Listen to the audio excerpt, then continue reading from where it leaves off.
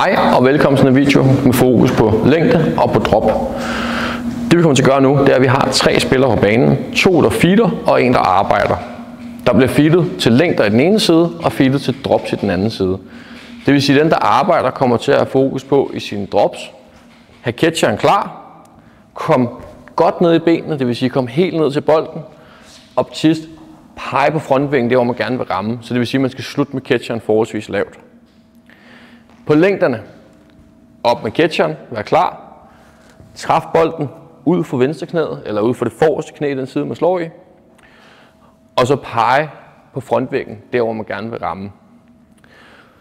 Øvelsen fungerer på den måde, at i den ene side, så for mig for eksempel i forhånden nu, vil jeg blive feedet til omkring shortline, til mine længder, så jeg kommer ud omkring shortline, slår en længde dybt, kommer tilbage til midten, og så bliver der feedet til et drop i den anden side, som jeg går frem, dropper på, tilbage til midten.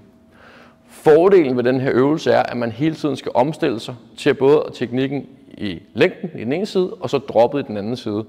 Så selvom at det er en simpel øvelse, er den relativt svær at omstille sig til teknisk hele tiden.